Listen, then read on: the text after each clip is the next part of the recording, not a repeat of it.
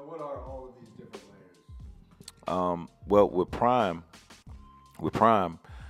it was right after I just decided to get sober. So I wanted to kind of, my whole campaign since I got sober is to kind of reintroduce myself to the world, reinvent, reintroduce, and I wanted to go back to the essence with PRhyme. I wanted to go back to just beats and rhymes. I didn't want to try a whole lot of different stuff. So I wanted a lot of cuts and raps. Like not too many hooks, a lot of scratch hooks. I wanted to take it back to the essence, to what inspired me to even pick up a pen, that whole style. So that's one layer that I gave to PRhyme. When I get in Slaughterhouse, I'm playing a role. I'm more of a role player because it's a 4-man group. So there's certain things that I may want to talk about, or certain beats that I may want to rap on that don't even fit the direction that we're going, and I got to kind of save it for something else. When I rap with Marshall, it's all about technical. It's all about being technical. Each song that we do is like us getting together and going back and forth and doing the crossword puzzle. We completing each other's syllables. We're using patterns that a lot of other people can't use, a lot of other MCs can't use. A lot of times I can get in the studio when we were doing Slaughterhouse with Crooked, and me and him can do some of that kinds of stuff. But Joel and Joe, they don't like doing that. That's not their thing. That's taking them out of the element that they feel comfortable doing. So we got to find that balance in the group so everybody is comfortable and everybody can perform at their highest capabilities.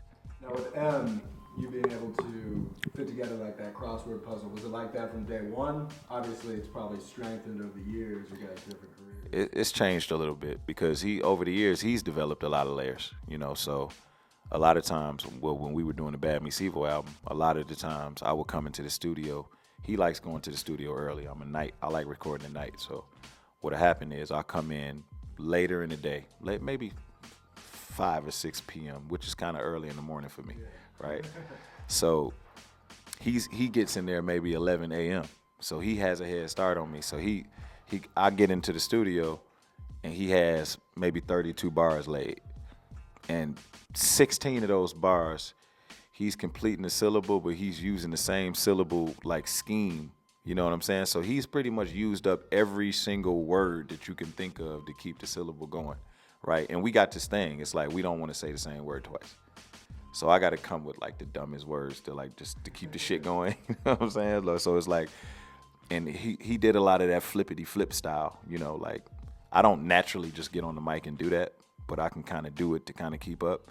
So a lot of times I found myself just doing it to keep up because I would love what he did so much I would want to do it just to keep the song.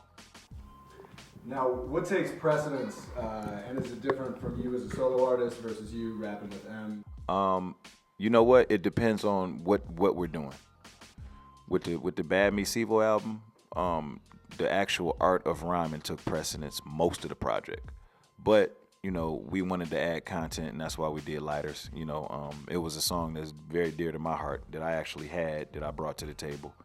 And, when we did that song, obviously, the message took precedence, but for the majority of the project, it was just about going in and having fun and rhyming, and that's what we used to do back in the day. Hip Hop Shop, Ebony Showcase, we didn't do a whole lot of thinking.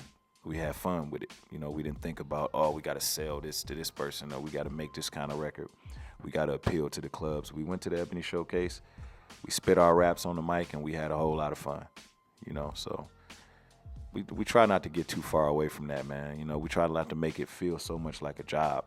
The second you stop having fun with it, and you start feeling old, and you just fall off. Yo, what's up? My name is Royce the 5'9", and right now you're checking out DJ Booth. Family. Don't go nowhere.